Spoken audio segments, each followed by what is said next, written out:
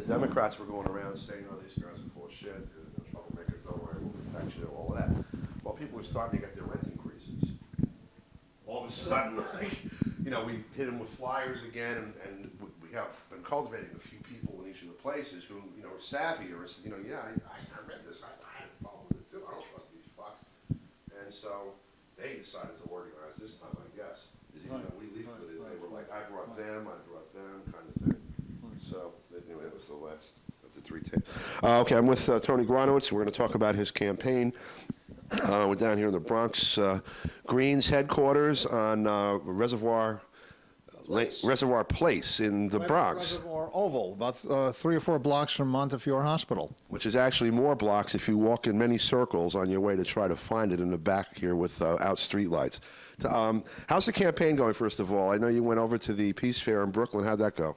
I was mobbed with people. I was there, a lot of receptive people there, families, probably going to go vote Green.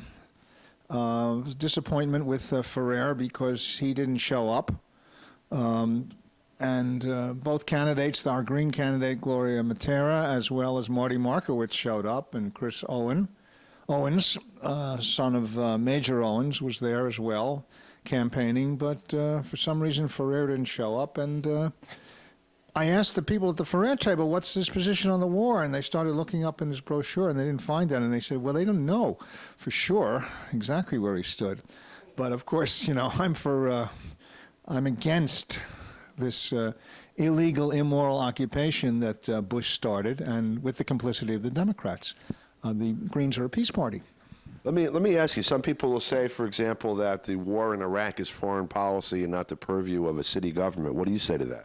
Well, I'll say that the money that's been diverted from the cities and from, well, just take New Orleans as the recent classic example, if it can be really classic since it was so recent.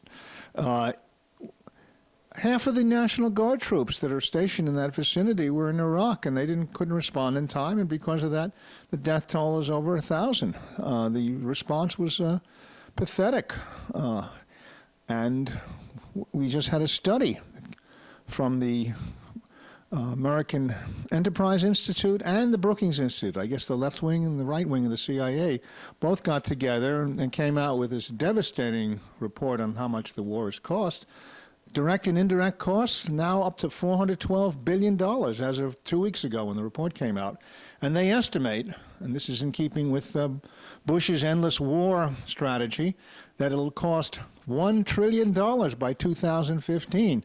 If anybody wants the link, I will be putting it up on my website shortly. We're putting up a lot of stuff up on greenmayor.org. And if you have issues that you want to see discussed or put forward, please email us so we can get them on.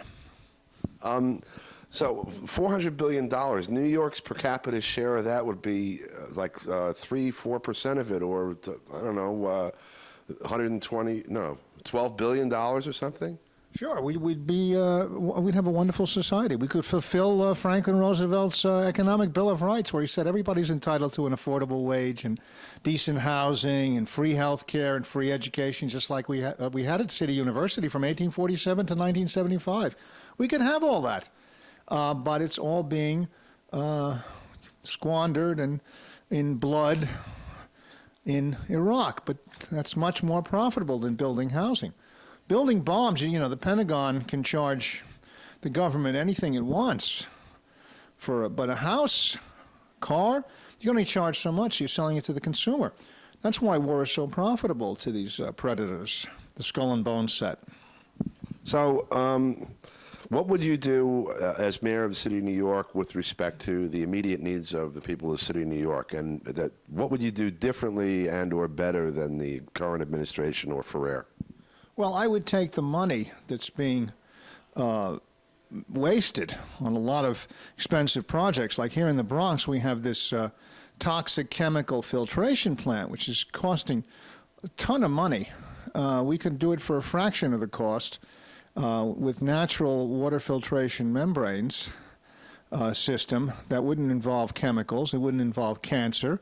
The EPA here came out with a report that it's acceptable for the death rate as a consequence of this project to rise 2%. They actually said that was an acceptable margin. But, you know, would it be acceptable if your father or son or daughter or mother were one of the victims in this so-called 2% acceptable rate? We actually confronted the DEP up at a forum that we're holding, and they thought it was a joke. And I said to them, look, what are you laughing at? People are going to die from this project. It's not only the chemicals they're going to put in the water, but it's also the trucks, the dirt. The asthma rates here are terrifically high. They're taking 19 acres of Van Cortlandt Park, 19 acres. It's as big as the World Trade Center site, and devoting it to this project, which is making money for outside developers. I talked to Oliver Capel at the Apollo Theater so-called debate between Ferrer and Oglebeni, the right arguing with the far right. And Capel admitted, yeah, none of those jobs are going to the Bronx because there's people who have been watching this project go on.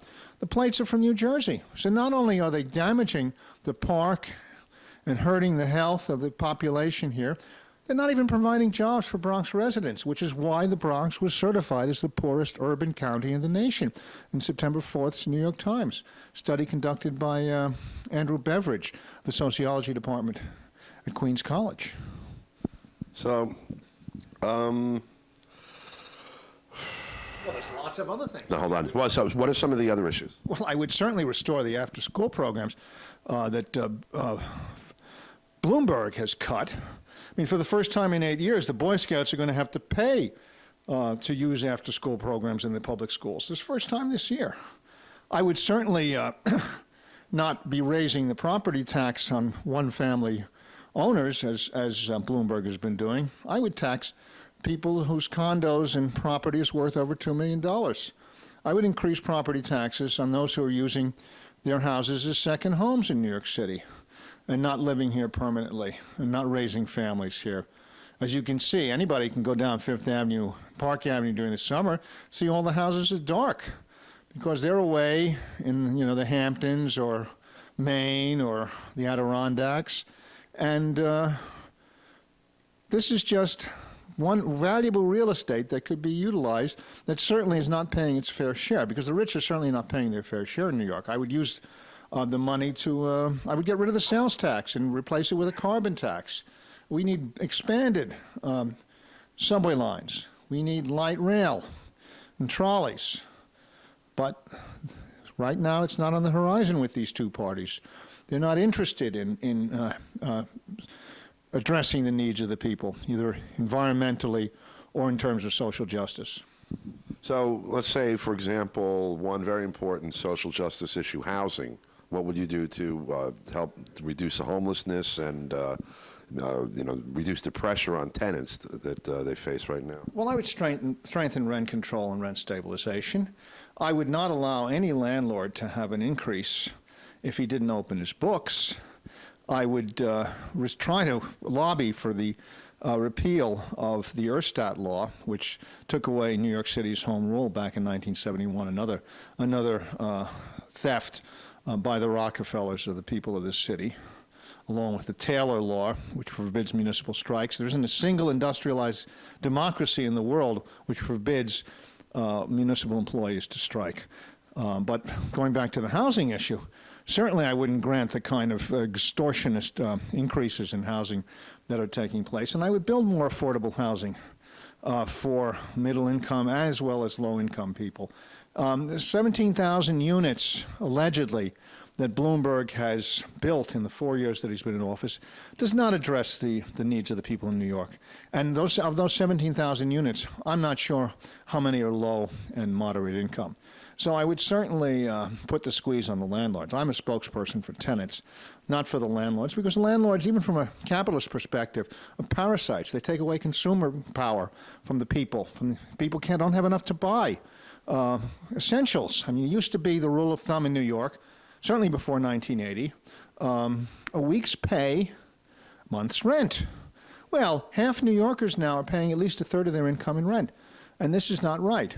They don't add anything to people's lives. They take away from the quality of life, the landlords in New York.